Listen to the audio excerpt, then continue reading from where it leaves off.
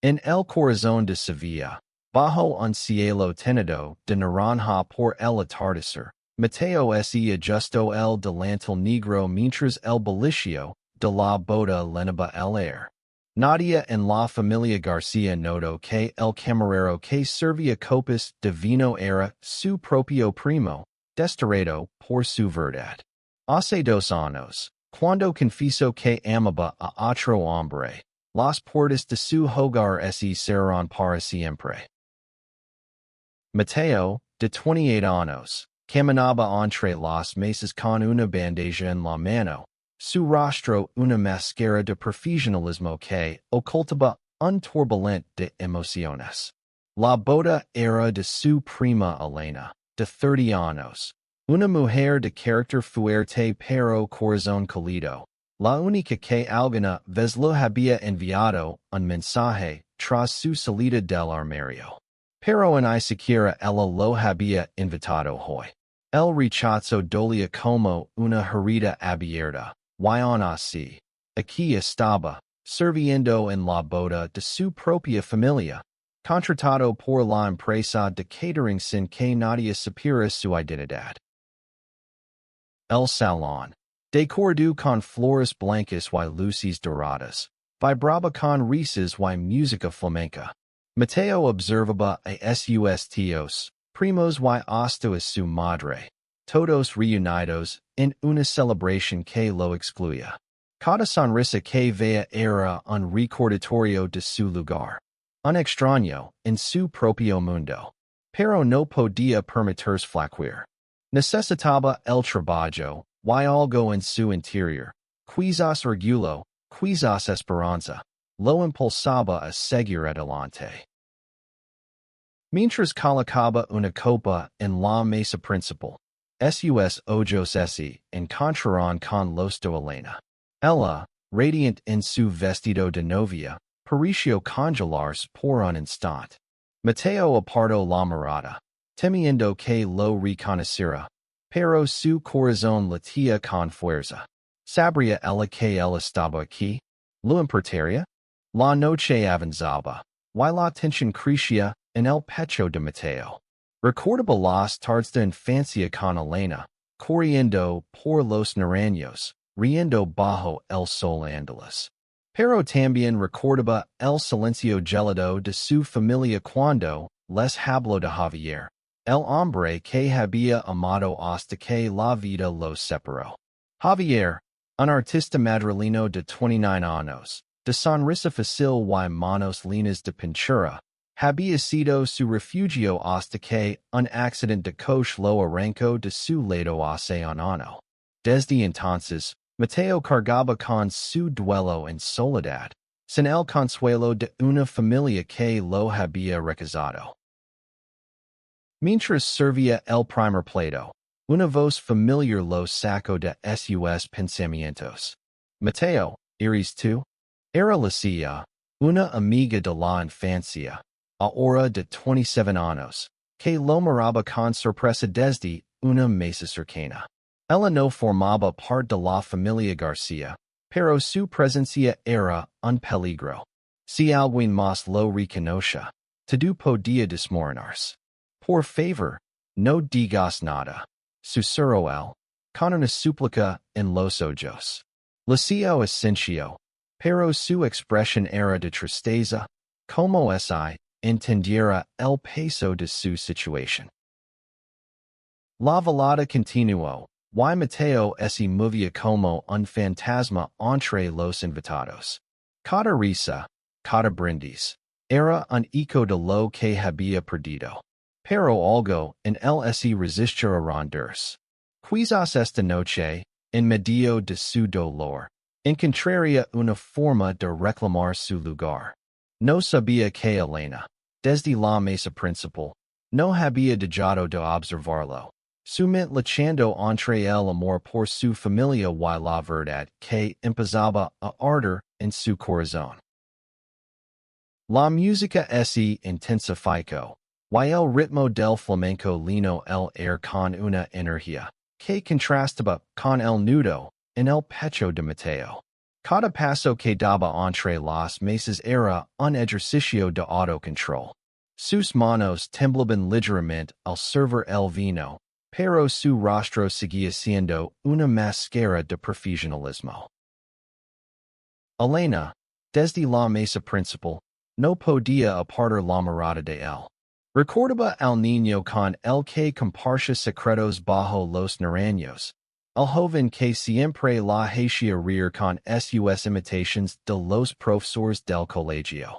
Pero también recordaba el día en que su tío, el padre de Mateo, había declarado que un hijo así no era parte de la familia. Elena había querido hablar, defenderlo, pero el peso de la tradición y la prisión familiar la habían silenciado. Ahora, verlo aquí, sirviendo en su boda, era como un golpe al corazón. Mateo, ajeno a los pensamientos de Elena, seguía su rutina. Pero cada vez que pasaba cerca de su madre, Carmen, de 55 años, sentía una punzada en el alma. Carmen estaba sentada junto a su esposo, Diego, de 60 años, riendo con otros invitados. En una sola vez lo miró. Para ella, Mateo no existía.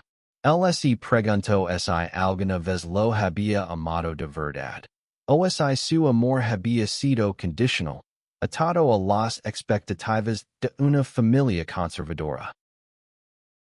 De repente, un invitado ebrio chocó contra él, derramando vino sobre su camisa.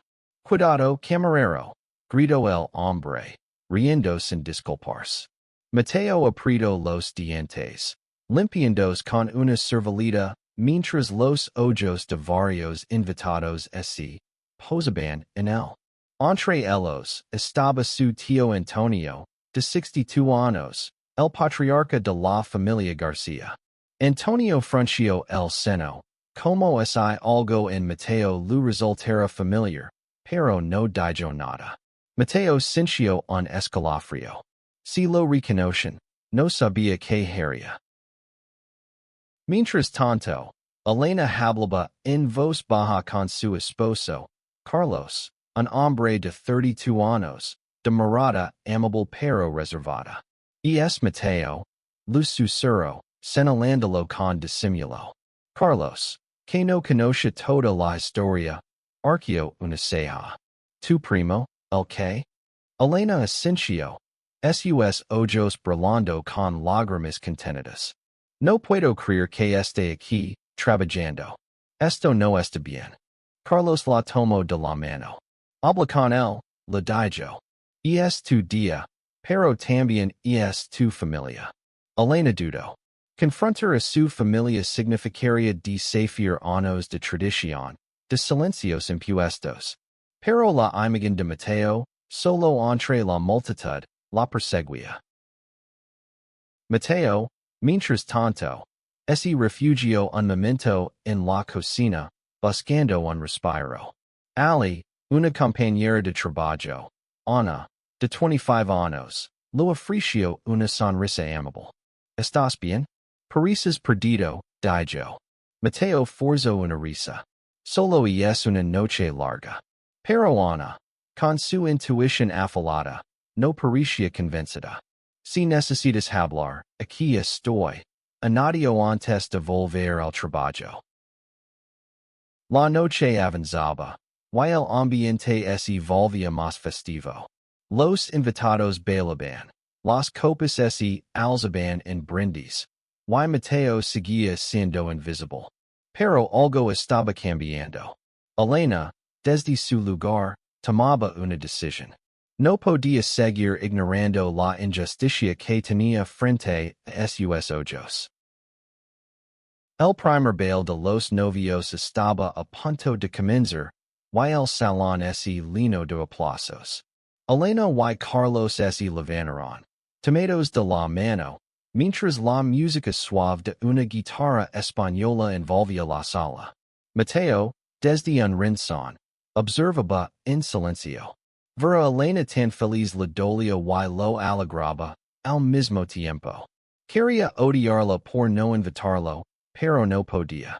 Ella siempre había sido diferente, siempre había tenido un brillo de bondad que él admiraba. Mientras servía postres, Mateo notó que Lucia, su amiga de la infancia, se acercaba a él con cautela. No puedo creer que estés aquí, Mateo, susurró. Esto es una locura. ¿Por qué no me dijiste que trabajabas en esto? Él bajó la mirada, avergonzado. No quería que nadie lo supiera. Necesito el dinero. Why no pensé que me reconocieran? Lucia frunció el seno. Elena debería saberlo. Esto no está bien. Antes de que Mateo pudiera detenerla, Lucia se dirigió hacia la mesa principal. El corazón de Mateo se aceleró. Si Lucia hablaba, todo podía explotar.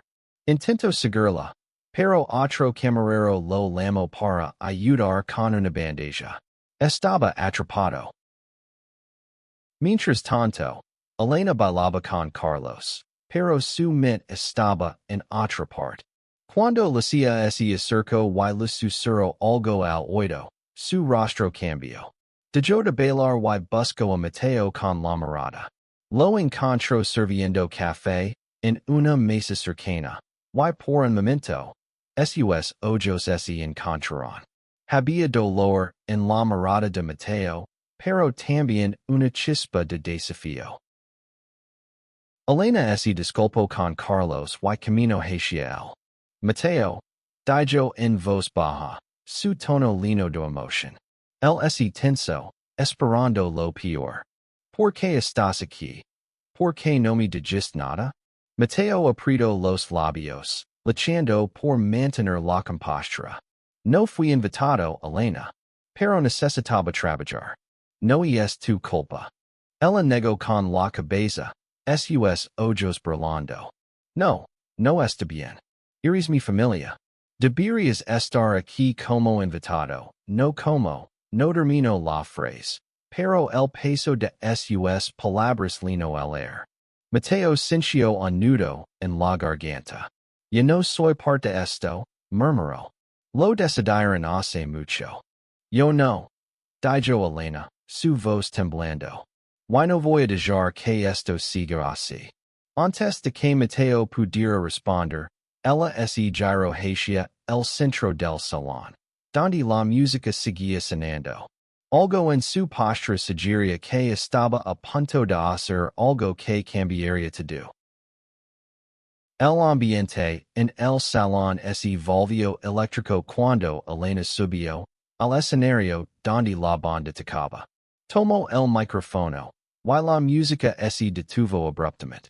Los invitados se giraron, confundidos, mientras Carlos, desde la mesa principal, la miraba con una mezcla de orgullo y preocupación. Mateo, paralizado en un rincón, sintió que el mundo se detenía. Familia, amigos, comenzó Elena, su voz firme pero cargada de emoción. Hoy es el día más feliz de mi vida, pero no puedo seguir adelante sin dejar algo que pesa en mi corazón. Hizo una pausa, buscando a Mateo entre la multitud. Cuando sus ojos se encontraron, él sintió un escalofrío. Hay alguien aquí que debería estar celebrando con nosotros, no sirviendo mesas. Mi primo Mateo. Un murmullo recorrió el salón. Carmen, la madre de Mateo, palideció. Antonio, el patriarca, frunció el seno, su rostro endurecado por la desaprobación. Pero Elena no se detuvo. Mateo es parte de esta familia, y siempre lo será. No importa a quién ame, no importa lo que algunos de ustedes piensen. El merece estar aquí, con nosotros, como igual. El silencio que siguió fue ensordecido. Mateo sintió todas las miradas sobre él, y por un momento, quiso oír. Pero algo en las palabras de Elena lo mantuvo anclado. Ella estaba desafiando a su familia, arriesgando su propia felicidad por él. Carmen se levantó de su silla, su rostro una mezcla de furia y vergüenza. Elena, este no es el momento. Dijo con voz cortante. Pero Elena la interrumpió. No, mamá. Este es exactamente el momento. No voy a permitir que sigamos viviendo en el silencio y el rechazo. Mateo perdió a alguna quien amaba. Y nosotros no estuvimos ahí para él. ¿Cómo podemos llamarnos familia si hacemos eso? Las palabras de Elena golpearon como un trueno. Mateo sintió que las lágrimas se acumulaban en sus ojos, pero se negó a dejarlas caer. Recordó a Javier, su risa, sus sueños de pintar el mundo juntos. Y ahora, por primera vez en años, alguien de su familia estaba luchando por él. Lucia, desde su mesa, comenzó a aplaudir, y pronto otros invitados se unieron. No todos, pero sí los suficientes para que el ambiente cambiara. Antonio seguía inmóvil, su rostro una máscara de piedra. Pero Carmen, por primera vez, miró a Mateo. Había algo en sus ojos, quizás arrepentimiento, quizás duda, que él no había visto antes. Elena bajó del escenario y camino hacia Mateo, tomándolo de la mano. Ven, le dijo. Hoy eres mi invitado. Lo llevo a la mesa principal, ignorando las miradas de desaprobación. Carlos se levantó y le ofreció una silla, su sonrisa cálida y genuina. Por primera vez esa noche, Mateo sintió que pertenecía. La boda continuó, pero el ambiente había cambiado. Algunos invitados susurraban, otros miraban a Mateo con curiosidad, y unos pocos con desdén.